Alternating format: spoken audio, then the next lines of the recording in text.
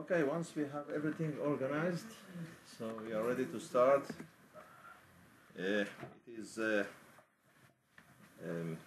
our host today, our lecturer today is Dr. Moojan Momen, who is very kind every time he comes to the World Center. Almost every time, not every time. He proposes to enlighten us with another aspect of Baha'i history and studies, and we are very thankful to him for that. And today the lecture will be on the recreation and utilization of community memories, Shoghi Effendi and the Baha'i history. For the very few who might not know Dr. Moojan well, because he is renowned for his work, he was born in Tabriz. This I didn't know until now. But moved to England when he was aged 5. He attended the University of Cambridge, where he studied medicine and subsequently also Arabic and Islamic civilization. He has a special interest in the study of the Baha'i faith and Shi'i Islam, both from the viewpoint of their history and their doctrines. In recent years, his interests have extended to the study of the phenomena of religion. His principal publications in these fields include Introduction to Shi'i Islam, the Babi and Baha'i Faith, 1844-1944, some contemporary Western accounts, and the phenomena of religion. He has contributed articles to encyclopedias such as Encyclopedia Iranica and Encyclopedia of the Modern Islamic World, as well as papers to academic journals such as International Journal of Middle East Studies, Past Present, Iranian Studies, Journal of Genocide Research and Religion. He's a fellow of the Royal Asiatic Society, and also affiliated to the center. What was the name of the center? It's not here. The Wilmette Institute, yes. Okay, so the floor is yours. Thank you very much. Now, if I stand here, who am I blocking if I stand here? Everyone okay? Okay. I'm going to start with a little bit of a sort of theoretical background before I get on to the main subject of my presentation. The question is that of history and its uses. People who have gone to school and studied history sort of think of history as a very dry subject that they very often prefer to forget because they can't be bothered to remember all the dates and battles and kings and queens and all the rest of it that's taught as part of history. But in fact, history is critical, particularly the uses of history. For example, if you're a budding revolutionary and you go to revolutionary school, the first thing they'll teach you is that if you once your revolution succeeds, the first thing you must do is rewrite the history books. Because the reason for that is that if you want to change people's perception of who they are and where they're going in future, you have to change their perception of the past. If once they know correctly what direction they've come from, then they know what direction they will go in the future. And so, for example, if you take the Russian Revolution, when the Russian Revolution succeeded and they tore up all the old history books and rewrote the history books, then the average Russian suddenly understood that rather than them being in a country which had this glorious past of czars and battles and conquests and so on, they were actually in a country which had had a long history of struggle of peasants and workers, and that this had finally culminated in the revolution, which had established this wonderful state and so on. So it was important to reset the history in order for people to understand where they were now and then to look forward into the future of what direction they were going in the future. Once they understood their past correctly, they could understand what direction they would go in the future.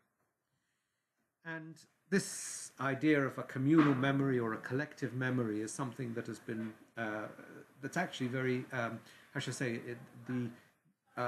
this concept is actually a very useful concept. It can be, for example, this collective memory can be politicized, as with the Russian Revolution, and but it can also be a basis for piety and community identity and so on, all sorts of uses for it.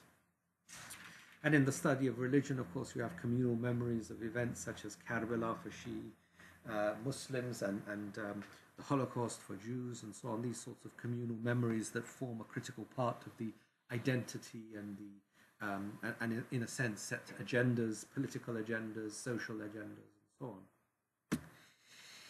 on. The sense of community memory that communal memory that I'm going to be using in my presentation is that developed by the French philosopher and sociologist, and I don't quite know how you should pronounce his surname, but it's Maurice Holbach.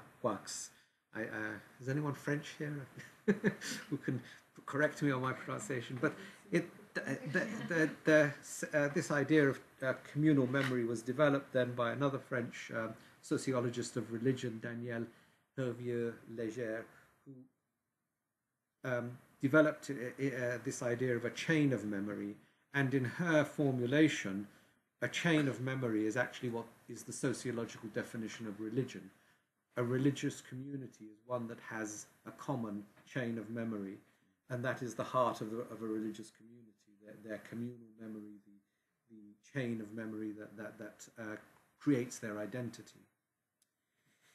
So this is not actually a quotation from Danielle Hervieux-Léger, but it's a paraphrasing of her idea that a chain of memory is a process by which individual believers become members of a community that links past, present, and future members. Thus, like cultural tradition, religion may be understood as a shared understanding with a collective memory that enables it to draw upon the deep well of its past for nourishment in the increasingly secular present. And she has used this really as a way of explaining the fact that whereas 40 or 50 years ago people assumed that religion was on the way out and that it would gradually fade away as society became more secular and patterns of thought became more rationalist, religion was a relic of the past that would fade away. And she is trying to explain why that hasn't happened, that in fact, if anything, religion is resurgent. And she says that modern secular societies of the West have not, as is commonly assumed, outgrown or found secular substitutes for religious traditions, nor are they more rational than past societies. Rather, modern societies have become amnesics, no longer able to maintain the chain of memory that binds them to their religious pasts.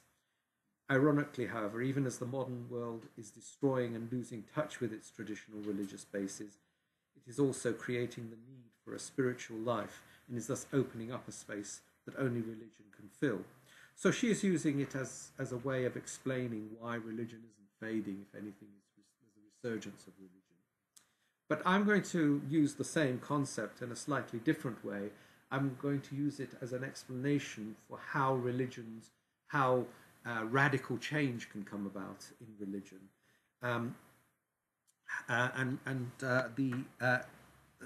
The use of memory in religious change is something that all of the major changes in religion, the founders of the world's religions and the great reformers of religion have done. They've done much the same sort of thing as I was saying the revolutionaries did, which is to make their followers see the past differently in order to set a new direction for the future. So what is radically new is clothed in what is familiar, and that makes it easy for people to accept the new and even to claim that this has been their reality all along. So the example of that is, a good example of that is the Prophet Muhammad, who was able to set the Arab tribes along a new path of unity and monotheism by convincing them that instead of seeing their past in terms of long-standing feuds and the worship of idols at a temple of idols like the Kaaba, they should see themselves as one tribe descended from the Prophet Abraham and heirs to a tradition of monotheism, the Kaaba having been built as a temple for the worship of Allah, God. So in other words, to change their memory of the past as a way then of radically changing the direction they were going in the future, so that instead of being divided and idol worshippers and so on, they would recognize that their true past was one of monotheism and unity, and that set the direction for going forward. um, gave them a new identity and so forth. So that's the idea that I want to put forward, and the example I'm going to give of this now is a book. Got my copy here, called Nabil's Narrative. This is the book, for those of you who haven't seen it. It's a pretty big book. This was a book, this is the title of it, The Dawnbreakers. Yes, sure. There's going to be some pictures of the contents of it in just a minute. Nabil's Narrative of the Early Days of the Baha'i Revelation. The title is very significant. We'll come back to the title in a minute. It was written in about the narrative itself was written about 1887 to 8 by a Baha'i name who's given the title Nabil, whose actual name was Mullah Muhammad Zarandi. This narrative was then translated by Shoghi Effendi and published in 1932. We tried to fiddle with it. It doesn't matter. The last lines don't matter too much, so I think we just have to live with it.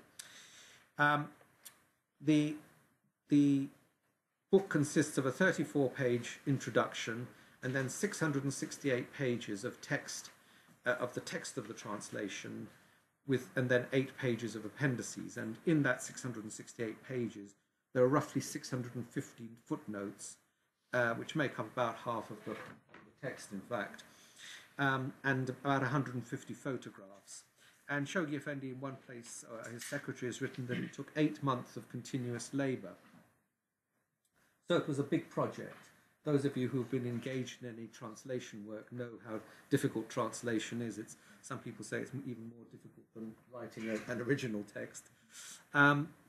So a big work like this is a huge amount of work. And yes, that's another picture of the book. And you can see from a typical page in the book that the text is up there, but Shoghi Effendi also wrote all of these footnotes. He went to the British Museum Library in London and looked up all of the texts that would be, in a sense, parallel to the text here. The books like Nicolas' Life of the Bab and Brown's works and all of these sorts of books. He copied sections out of them and used them as footnotes in the text. And sometimes the footnotes take up more space on the page than the text does. And this is an example of some of the photographs. He got one of the Baha'is, a New Zealand Baha'i called Effie Baker, to go to Iran and take pictures of all the different historical sites. And the pictures are also an important part of this book. And this is an example. This is the genealogy that he has at the back of the book. This is one of the appendices. Now, Shoghi Effendi was not a gentleman of leisure who could just sort of spend 8 months doing a history just because he fancied translating a history. At the time that he did this, which was in 1930 to 31, he was the head of the Baha'i faith. Here in Haifa at that time, they didn't have the hundreds of people that they have now. He was virtually alone with his wife and 1 or 2 other people. That was it. That was the world center of the Baha'i faith in those days. He was therefore running a world Baha'i community. He was at that time in the process of establishing the Baha'i administration. This was, for the Baha'is, a new way of administering the Baha'i faith, and it involved a lot of work on his part, making them understand this functioning of the new Baha'i administration. He was finalizing the documents for the first legal incorporations of these Baha'i administrations in America. He was trying to establish the independence of the Baha'i faith from Islam in the Eastern countries. Up to that time, up to roughly this time, the Baha'is were really just considered a sect of Islam, and the Baha'is themselves were acting as though they were a sect of Islam, in the sense that, for example, if a Baha'i got married, they would have a Baha'i marriage ceremony, but they would also have a Muslim, they would have the local Muslim cleric along to say the khutbah and make it a proper wedding, as it were, and same for funerals and they would both keep the Baha'i fast and the Muslim fast. So in this period, Shoghi Effendi was trying to establish the independence of the Baha'i faith, and he was writing to the Baha'is in Iran and elsewhere in the Middle East to establish the independence by not carrying out these Islamic practices. And he was writing thousands of letters. 22,000 of his letters are known to the Archives Department of the Baha'i World Centre. And during this period, I don't know exactly how many letters he wrote during this period, but it would be well over 1,000. And he was much engaged in defending the Baha'i faith. There were attacks on the Baha'i faith, both locally in the Haifa Akka area and in places such as Russia, Iran, Iraq, Turkey. Russia, of course, had just had a revolution, and there was a secular, anti-religious government come to power. Iran was having its usual spate of persecutions of the Baha'is. In Iraq, the House of Baha'u'llah in Baghdad was a major preoccupation of his.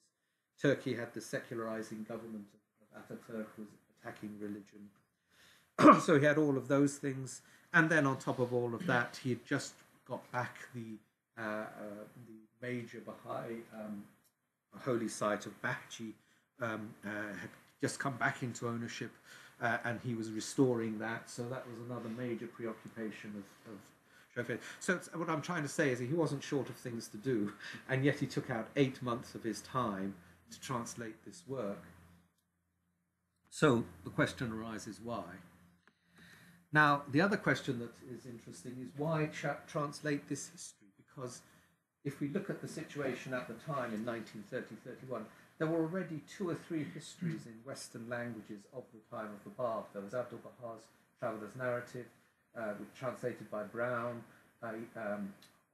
New History of the Bab, also translated by E.G. Brown. A.L.M. Nicola had written a fairly good biography of the Bab. So there were several books about the Bab, and yet there wasn't any good biography of Baha'u'llah available, and nor of Abdul Baha for that matter, nor of the time. So why, when there's 3 good books about the Bab and none on Baha'u'llah, why translate yet another history of the Bab and not, say, spend his time, if he was going to spend time doing history, writing about Baha'u'llah? There was a history project underway in Iran that he himself, Shoghi Effendi, had set off right from the start of his ministry, to get histories written of the localities in Iran and then bring them together and compile a history of the faith. So that was going on, and he himself had written, when he first set this project up, of his hopes that it would be translated into English and be made available. So again, there was another project actually which was underway to write a history of the faith. So why was he concerned to translate this big book when there was already something else going on in Iran to produce such a history? And the last question is a little bit more complicated. Why reconnect with a history that his predecessor Abdul Baha had tried to disconnect the Baha'is from? This relates to the fact that during the Abdul Baha's time, the Azali Babis were the main revolutionaries, and they were undermining the state in Iran. And Abdul Baha spent a lot of his ministry trying to say, no, we're not the Azalis, because, of course, up to that time, the Baha'is were known as Babis, and the Azalis were known as Babis. So everyone was called Babis. And Abdul Baha spent a lot of his ministry trying to separate the Baha'is from the Babis in the minds of people, and to try and say, no, we're not the Babis, we're separate from the Babis, that are causing a lot of trouble to the government and so on. So he spent his ministry trying to disconnect the Baha'is from the Babis, and here's Shoghi Effendi writing a history of the Bab, reconnecting. So these are some of the questions that can be asked.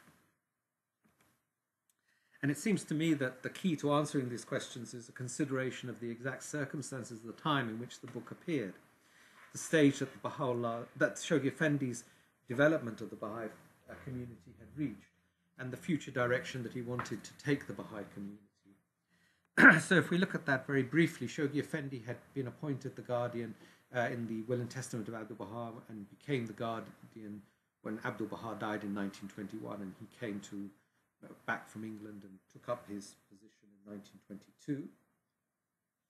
And at that time, the Will and Testament of Abdul Baha had referred to the setting up of the Universal House of Justice, and many people thought that that's what he would do, to have another body to act jointly with him, but with slightly different functions. And in 1922, he called together some of the senior Baha'is for consultations about the future, but he decided that there wasn't a sufficient administrative structure nor were there Baha'is who adequately understood what it would be required to form the basis for the election of the Universal House of Justice. So he decided, instead of going ahead with election of the Universal House of Justice, to try and establish the Baha'i administration better and on a firmer, more regular basis. And that's what he spent the first 10 years of his ministry doing. He was developing the principles and ensuring the consistency of functioning of the Baha'i institutions, the manner in which Baha'i institutions are elected, the functioning of these elected institutions, the consultative decision-making process, which was new for people, the idea that there isn't a sort of government and opposition in these institutions, the idea that Baha'is need to turn to these institutions for guidance and leadership, because up to that time, of course, they've been turning to Abdul Baha, the previous head of the Baha'i faith, and directing all their questions to him. And Abdul Baha would receive hundreds of letters from all the Baha'is asking all sorts of questions, some about the Baha'i community, some about their personal life, what they should name their children, whether they should set up in business or not, or whether they should go on a trip to such and such a place, all sorts of questions. And Shoghi Effendi was trying to make the Baha'i community function more efficiently by setting up these administrative bodies and getting the Baha'is to turn to these administrative bodies for guidance and leadership. And he was getting legal recognition through incorporation. And there was some opposition from some Baha'is to all of this. So by 1929, Shoghi Effendi had made quite a lot of progress in this setting up of the Baha'i administration, and he was clearly considering the next step, because he again toyed with the idea of electing the Universal House of Justice, and he called for a conference to discuss the future of the Baha'i administration. But again, the action of some senior Baha'is demonstrated that they'd not understood the principles of the transfer of authority from individuals to institutions, and looked to the conference as a route to gaining power and for themselves. And so he actually cancelled the conference. And instead he looked to extending the geographical and cultural base of the Baha'i community and increasing the number of national Baha'i institutions as a foundation for the future election of the Universal House of Justice. In 1930, there were only 9 national spiritual assemblies in the world, and probably more than 98% of the Baha'is were Iranians, 90% of them living in Iran. There were very few Baha'is from sub-Saharan Africa, Latin America, East Asia, the Pacific Islands, and Eastern Europe. And so what Shoghi Effendi was seeking to do over the next 20 or 30 years from this point onwards was to spread the Baha'i faith throughout the world and bring... Baha'i faith was international, but it wasn't global at this point. He wanted to bring in more people from different cultures and different backgrounds. And in order to do this, one of the things that he faced was that in the Baha'i community there's no professional religious class, so there's no priests or learned class or missionaries or gurus, so there was no professional people that could be sent out as missionaries to different countries. The expansion to new areas of the world was by ordinary Baha'is moving to a new country and earning their livelihood there, which is called, as they're called, pioneers. As I say, most of the Baha'is in the world at that time were Iranians, but they had a very limited ability to travel and settle elsewhere. First of all, there wasn't a large number of other countries of the world that spoke Persian, so their linguistic abilities limited their ability to go elsewhere. And also Iran didn't have diplomatic relations with most of the countries of the world. And so, again, traveling to other countries was a difficult thing for people from Iran to do. But on the other hand, the next largest community was that of North American Baha'is, and they had the ability to travel. They could settle elsewhere. People did understand English in other countries. And so it was primarily the North American Baha'is that had this ability to spread the Baha'i faith to other parts of the world. So it was to the North American Baha'is primarily that Shoghi Effendi turned in order to take this next step forward. But the question that he was faced with was, how was he going to motivate the American Baha'is to leave the comfort of their middle-class homes and undertake uncomfortable and tiring journeys and settle in parts of the world where the standard of living was far lower and the climate much less comfortable than where they were already. And the interesting thing is that precisely 10 years earlier, in 1919, Abdul Baha had appealed to the North American Baha'i communities to go out to the rest of the world.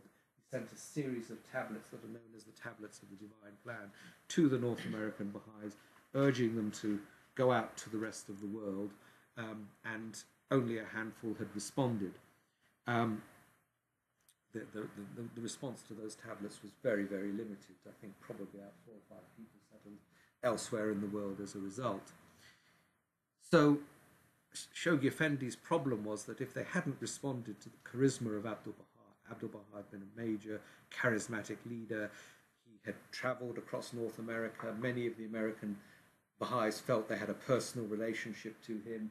He was a sort of larger-than-life figure. If they hadn't responded to Abdul Baha only 10 years earlier, how was Shoghi Effendi going to get them to go when he had very little contact with? He'd never travelled to North America.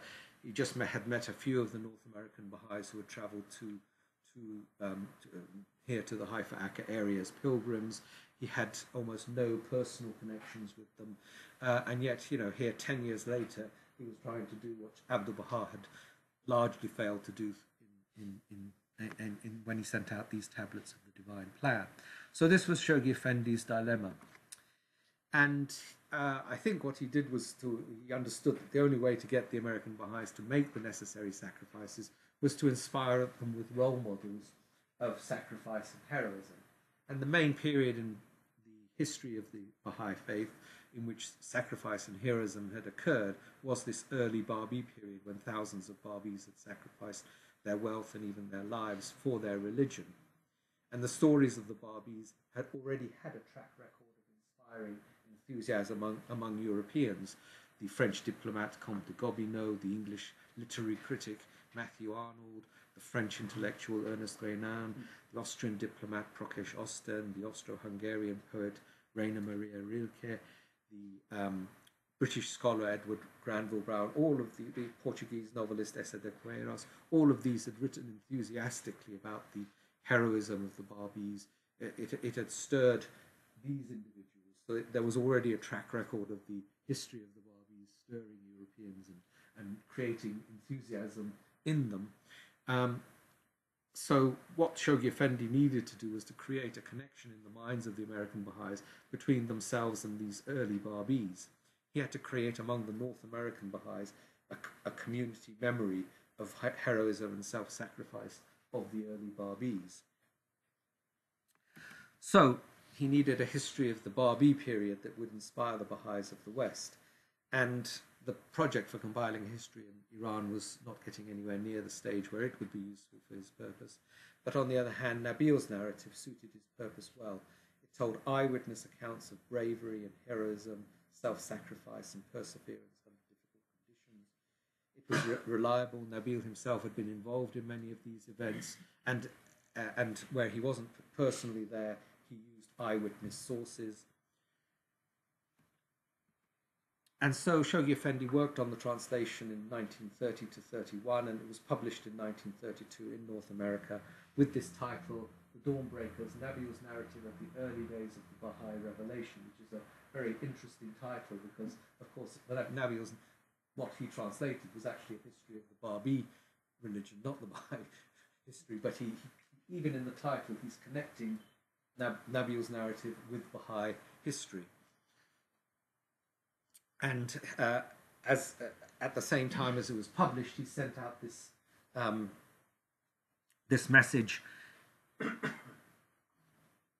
It was sent out as a telegram, hence its somewhat abbreviated, contracted style. Feel impelled, appeal, entire body American believers to henceforth regard Nabil's soul-stirring narrative as essential adjunct to reconstructed teaching program, as unchallengeable textbook in their summer schools, as source of inspiration in all literary and artistic pursuits, as an invaluable companion in times of leisure, as indispensable preliminary to future pilgrim to Baha'u'llah's native land, and as unfailing instrument to allay distress and resist attacks of critical disillusioned humanity. So that was the message he sent out, at the time it was published, and over the next couple of years there's repeated messages. I've only just got a few of them here, where he talks about, for example, that as the Dawnbreakers is one of 5 Baha'i books that he says should be read over and over again by every soul who desires to serve the movement or considers himself an active member of the group. This was again in 1932, shortly after the book had been published. And in 1933, he wrote to 2 Baha'is who were organizing the program for the summer school, saying, "I certainly advise you to concentrate next year on the Dawnbreakers." And so in this way, the contents of this book, Dawnbreakers, became deeply embedded in the North American Baha'i community.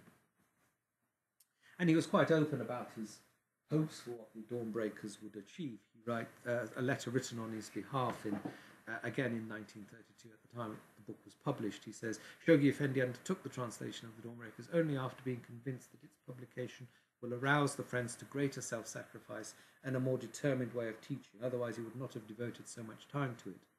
Reading about the life and activities of those heroic souls is bound to influence our mode of living and the importance we attach to our service in the cause. Shoghi Effendi therefore hopes that the friends will read, nay rather study that book, and encourage their young people to do that as well." And in a letter written on his behalf to the Baha'is of Germany, he says he hopes and prays that the study of the Dawnbreakers will inspire the friends to greater activity and more exerted energy in serving the cause and spreading its messages in that town. So it wasn't just the North American Baha'is, it was Western Baha'is in general. And basically what he was doing in this 3 or 4 years after the publication of the book was instilling in the minds of the American Baha'is the word Dawnbreakers and the contents of the book. And the word Dawnbreakers is synonymous with heroism and self-sacrifice, and getting them to study and be sort of inspired by the contents of the book.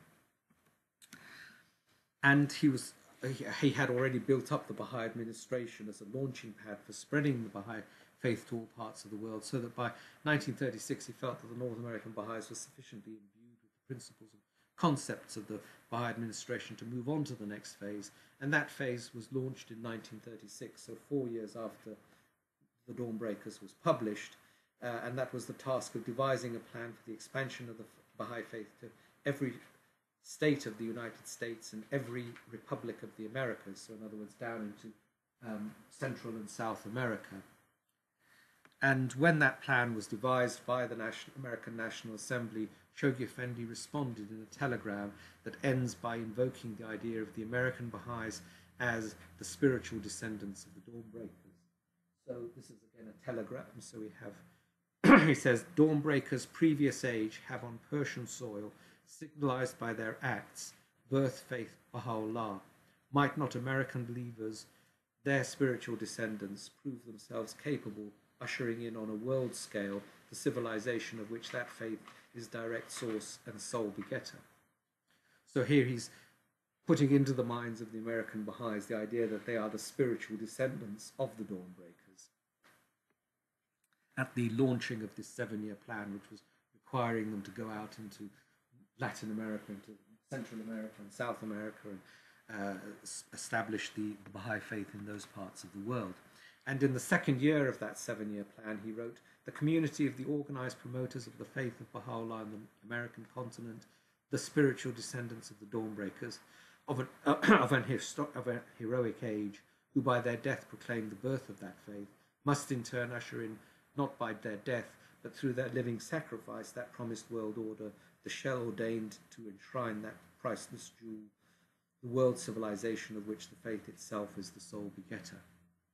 So here he was again emphasizing that the American Baha'is, in their spreading of the Baha'i faith into, in this case, Latin America, were the spiritual descendants of the Dawnbreakers.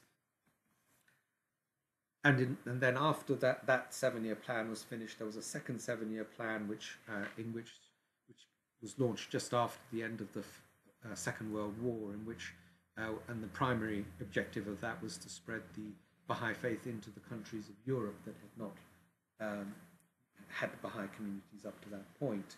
There were already Baha'is in Britain and Germany and France and several other countries, but the vast majority of the countries in Europe still did not have Baha'i communities. And so that was the goal of the second 7-year plan of the American Baha'is. And again, in launching that, Shoghi Effendi refers to the Dawnbreakers. He says a twofold responsibility urgently calls the vanguard of the Dawnbreakers of Baha'u'llah's order, torchbearers of world civilization, executors of Abdul Baha's mandate to arise and simultaneously bring to fruition tasks already undertaken and launch fresh enterprises beyond the borders of the Western Hemisphere.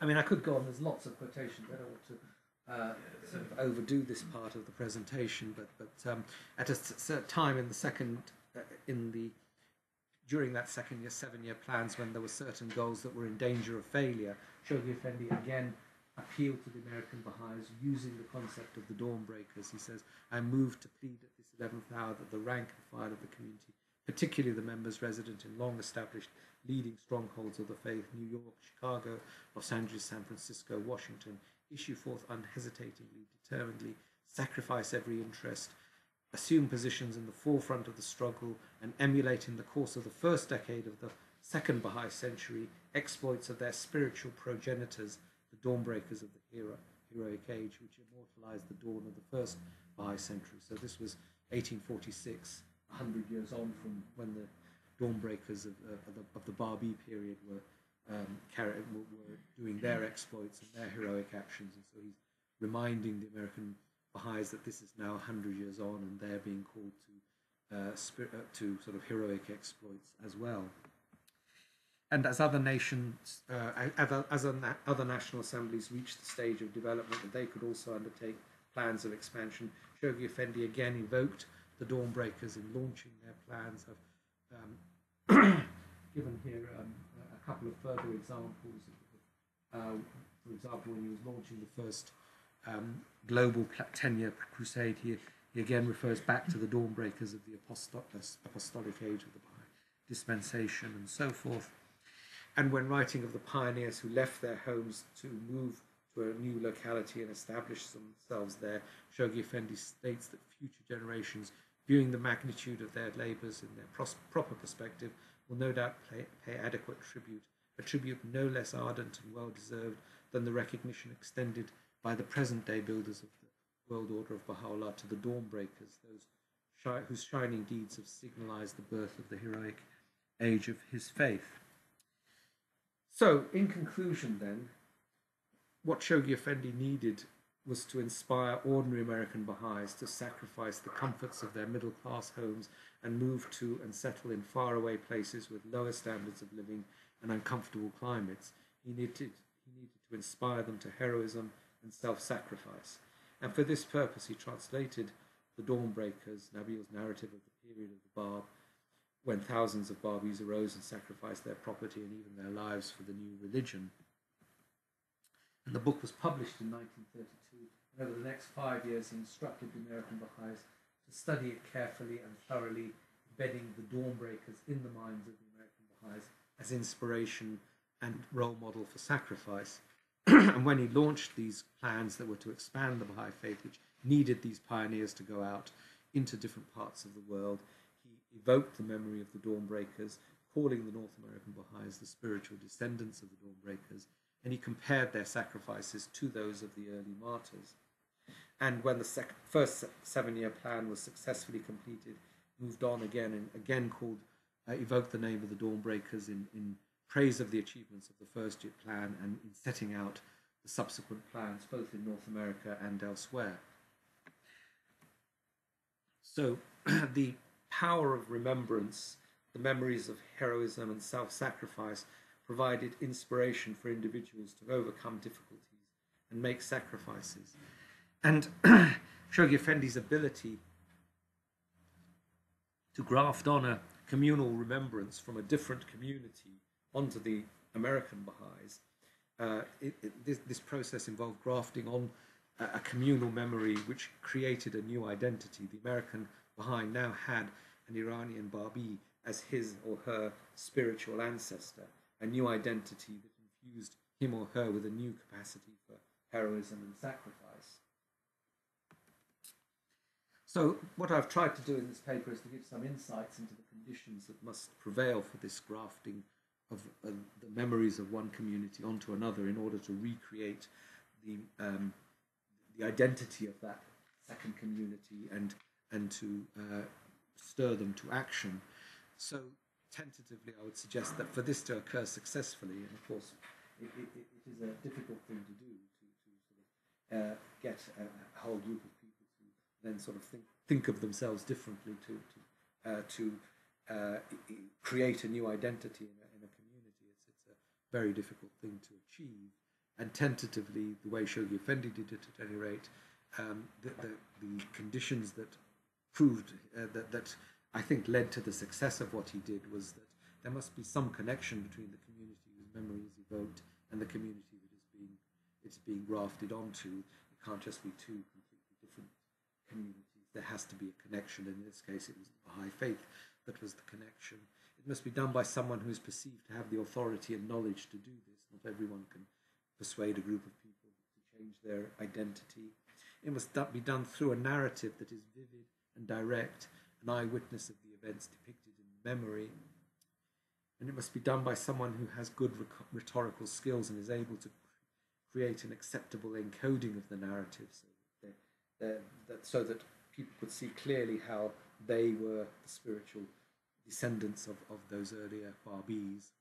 And it must be done in a situation in which the inspiration evoked by the communal remembrance is put to use immediately. If you do it and then don't do anything with it particularly, it'll fade away. But Shoghi Effendi did it and immediately afterwards put it to use in these plans that he produced for the North American Baha'i communities, time and again reminding them of the link between them and these Barbi heroes and martyrs, so that it was continually being reinforced and the inspiration evoked by it was continually being put to use.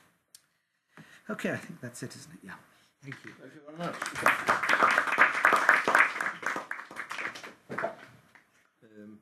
As usual, very interesting and informative, and the floor is open to questions anyone might have. Yes, please. Thank you.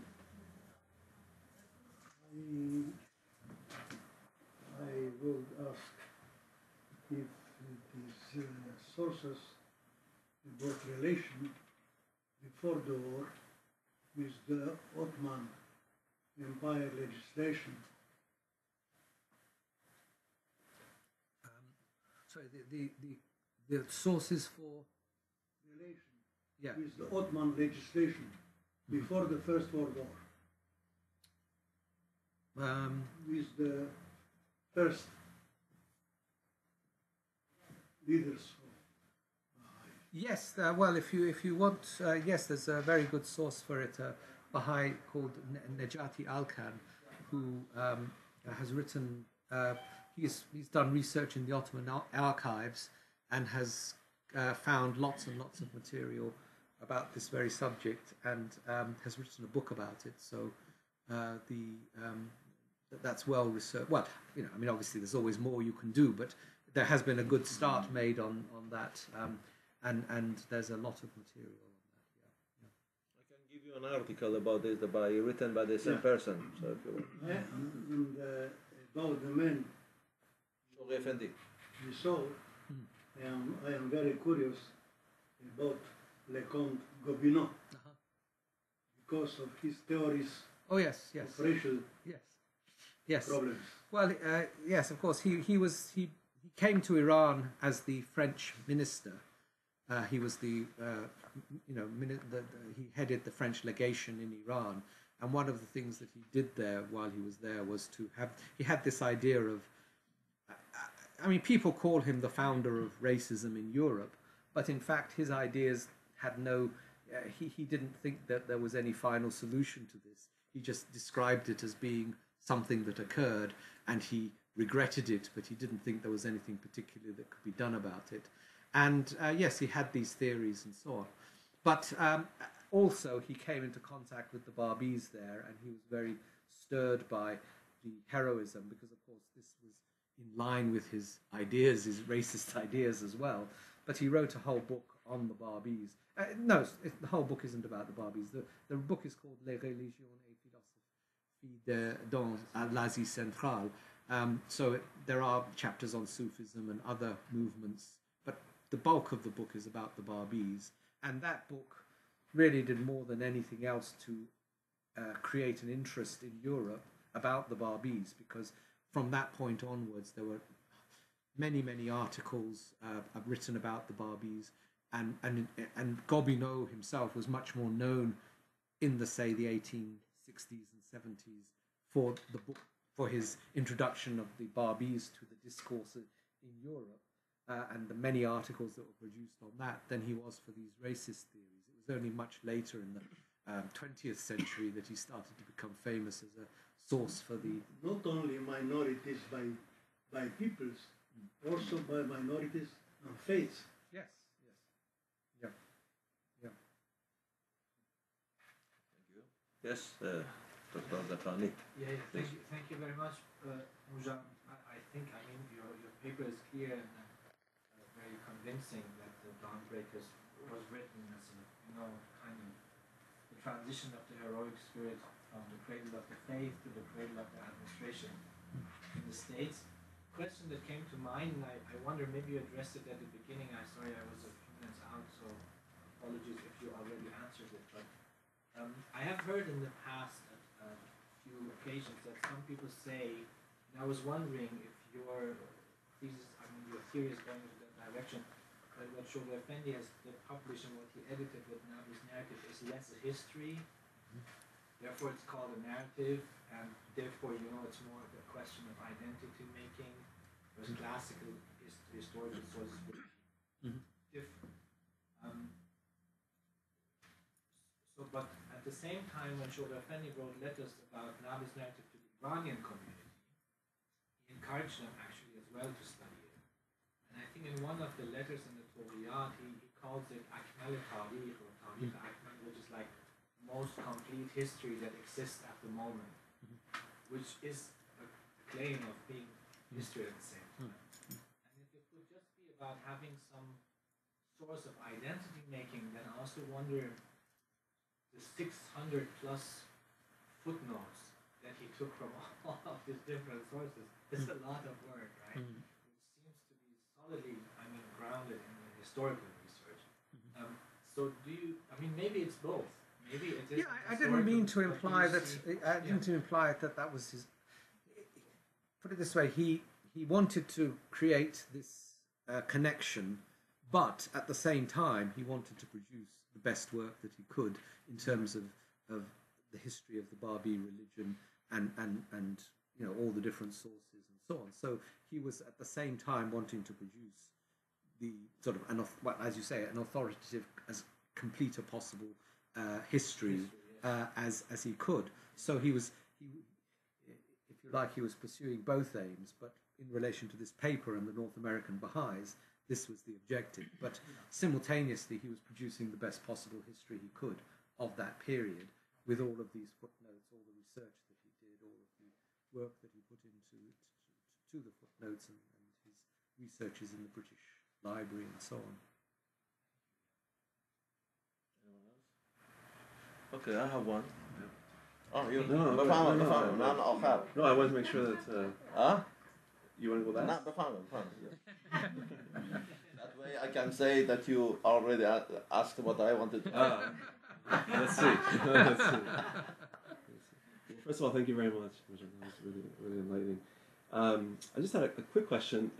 So earlier on in your presentation, you spoke about the translation of the Dawnbreakers as a second historiographical project initiated by Shoghi Effendi. That initially, earlier on in his ministry in the 1920s, and this is the first time actually I heard it referred to as a project, where he had encouraged friends, the Baha'is in Iran, at the local level, to write local histories.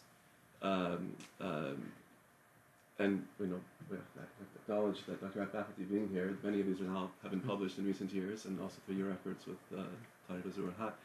But unless I misunderstood you, had said that he initially had the idea of compiling these local histories and then perhaps publishing them. This was the first time I've heard this idea. That he refers to it in a couple of places in the book Baha'i Administration. There's a reference to the fact that a history is being compiled in Iran, and he hopes it'll be translated into English. So he himself is going to translate No, he says he hopes it will be translated into English. He doesn't say he's going to do it. But it's clear that he's compiling, he's getting a history compiled in Iran, and the local histories he did right from within sort of 2 or 3 years at the start of his ministry. He started the process of getting the local histories done. Then he was then encouraged the Iranian Baha'is to compile these into a national into a sort of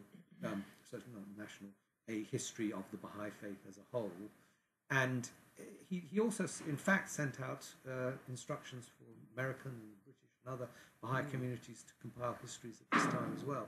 And his idea was that all of these histories would then go to Iran, and the Iranian National Assembly at that time set up a committee to sort of do this, but the committee got nowhere basically, and in the end they handed the project over to Fazil Mazandarani and he brought out Zuhur al-Haq. So these local histories were sent to Fazil Mazandarani. He then used them as his sources. Which came about the same period, right, in the 30s. Well, the first volume was actually published during the Second World War, so it was the 40s. Yeah.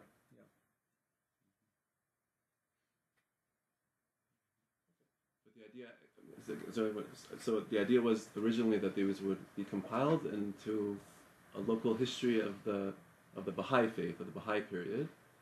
No, he basically sent instructions that every local community should write its own history. That was the first thing he did very early on in his ministry, and lots of them did. So all through the 1920s, there were all these local histories being produced, and then I haven't actually seen a letter, but at some stage he must have asked for these to now be brought together as a total history of the Baha'i community, because he refers to this in this Baha'i administration letter, saying that such a history is now being compiled in Iran, and he hopes it will be translated into English. So he must have sent some sort of instructions to them to do this. And then from other letters, it's clear that there was a committee set up, but the committee basically didn't function. And then at some stage, the National Assembly decided, and at that time, Fazil Mazandarani was actually on the National Assembly. He sort of took over and said, okay, well, they're not getting anywhere, I'll do it. So he just sort of then took over the project and produced the whole Is that your understanding, Baid? You've looked into That's these right, matters, yes. yeah. The whole process started about 1924, when he asked for the committee. Okay. Please, Dr. Lincoln. Thank you. Very, very interesting to think through. Certainly, this, it's well established that sort of a vital function of the religious community is the passage of memories, often through the transmission of memories, rather the formation of identity through the transmission of memories, including storytelling. And I'm interested by the choices that Shoghi Effendi makes here. The Baha'i context, the first that he picks the period of the Bab rather than the period of Baha'u'llah for exactly the reasons that you pointed out. I mean, it's almost a curious choice at the time.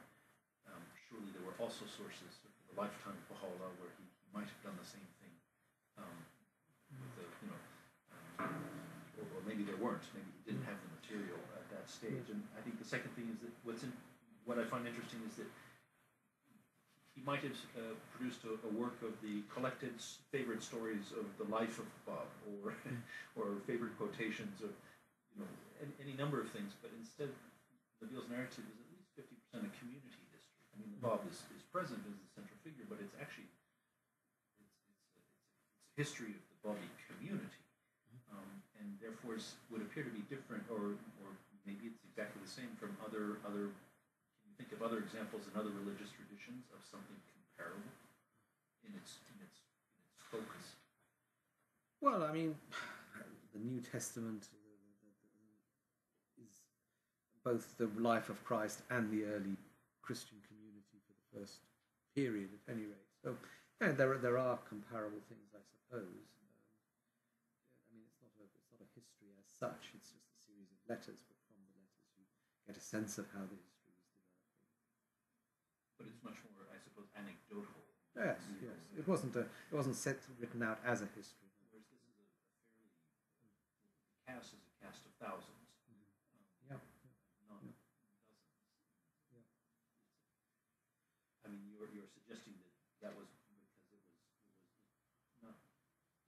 commensurate with the purpose of the Shoghi Effendi at that time, Yeah. the communications purpose. Yes, yes. I mean, I think he obviously at some stage came across this history in the archives as such as they were at that time, and I think he just sort of took to it as being suited for his purpose, and in a sense it was easier to translate that than to try and sit down and compile stories from different sources. That would have been a lot of work, and so he just decided to take this and run with what he had. I assume, I don't know, we have very little information about the exact processes that went on at that time, but I assume that's what happened. I think, I mean, this idea of chain of memory as being the actual sort of sociological definition of religion. A religion is a group of people that have a chain of memory. Is a very interesting one. It can be developed in lots of different ways. The idea that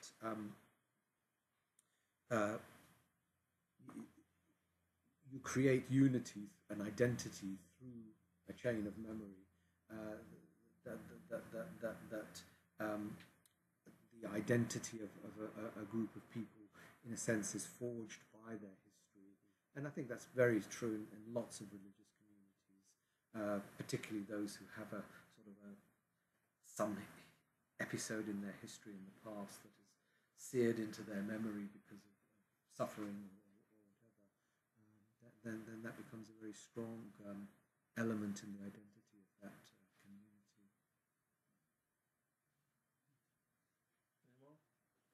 Okay. What I would like to ask is, I'm not entirely convinced that the Dawnbreaker, played such a important role here, because you said there were other books written, translated, so they were actually reflecting what, and they praised these heroic actions. So aren't we giving too much weight to the translation Dawnbreakers, and for example not to the personality of Shoghi Effendi by continually insisting that you have to, I mean, he put his weight so much time and he took over period. Maybe there are also we should look in other direction as well. For example, the changing circumstances. I mean, time as we go along and circumstances change. For example, you have the Second World War.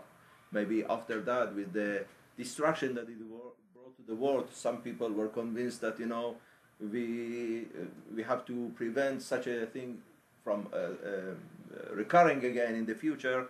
Therefore, we have to go for this world order that the Baha'is, we as Baha'is are more committed to it.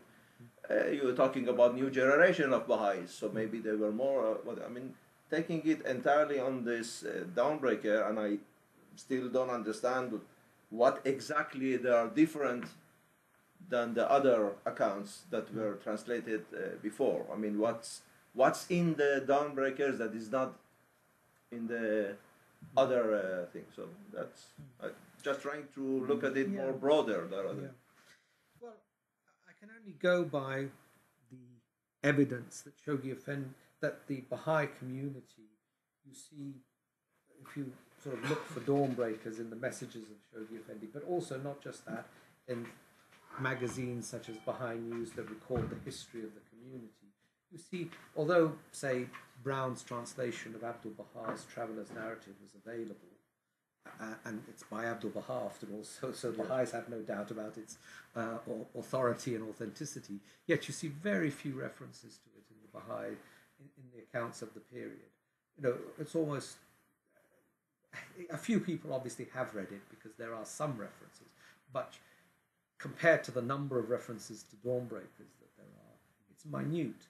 In the accounts of what's going on in the Baha'i community, what's being studied at the summer schools, what the conferences are about, what people are producing in journals and magazines like World Order and so on. You see time and again Dawnbreakers being referred to, but not Abdul Baha's Traveller's Narrative. So, Well, it's a usual thing that you are really refer to the most updated version rather than the But, older but, version. but that's the whole point. I mean, the Shoghi Effendi saw in the Dawnbreakers a potential for inspiring the Baha'is, which wasn't in these other books.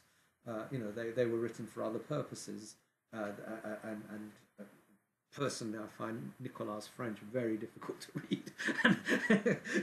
I don't get at all inspired by reading. I mean, it's a very good book in terms of the details he gives, some information there that you don't find anywhere else. So it's a good book, but I don't find it in the least inspiring to read because it's also in French. So yes. Less people know But French rather than English. Well, yeah, but I find his French very difficult. Yes. It's not easy French to read. I've asked French people this as well, and they say yes, it's difficult French to read. It's not a book that sort of lends itself to reading very easily. Anyway, so there are these other books, as you say, but if you look for the evidence of were the Baha'is reading these books or those books, the evidence is overwhelmingly that they were reading Dawnbreakers and they weren't reading these other books. And so the whatever inspiration they were getting was from the Dawnbreakers rather than these other books. And Shoghi Effendi's, he links in his messages, as I said, I mean, there were quite literally 40 or 50 quotations I could have put up there of him referring to the Dawnbreakers in some sense or another. He, in a sense, coded this word Dawnbreaker to equal sacrifice and heroism and all the rest of it. So he didn't even need to refer to the book or anything else.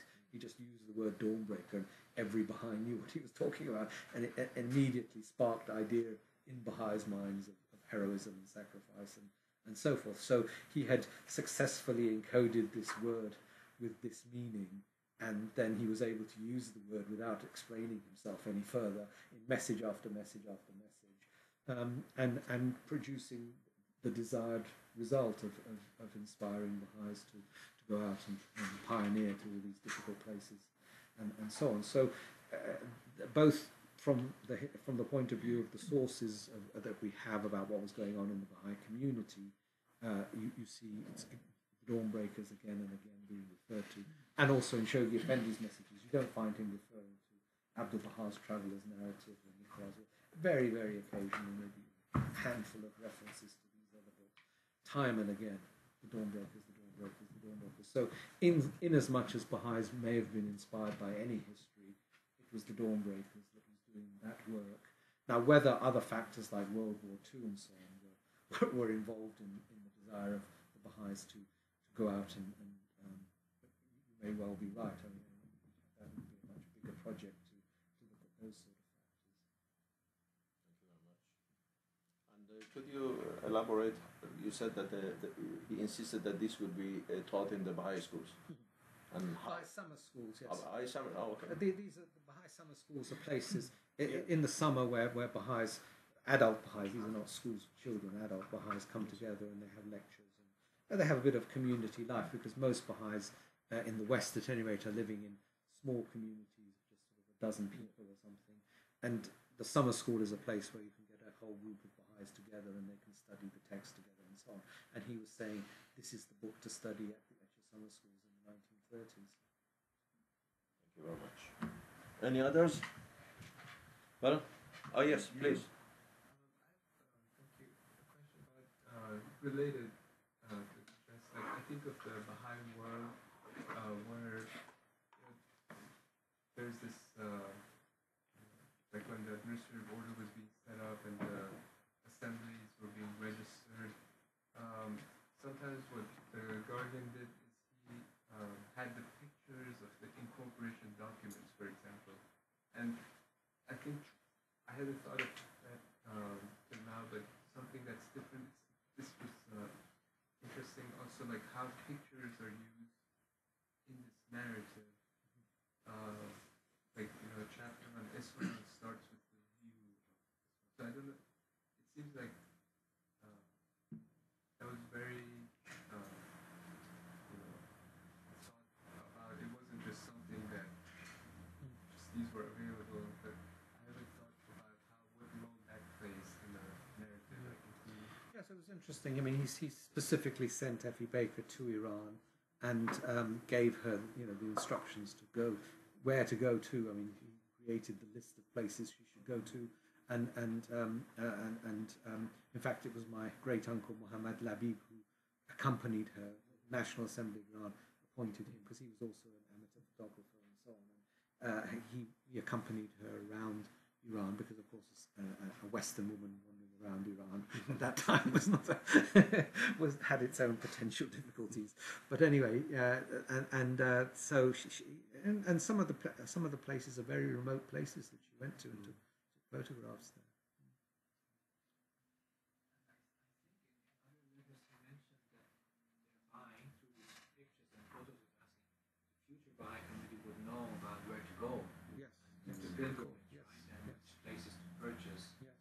Itself is again some indication for the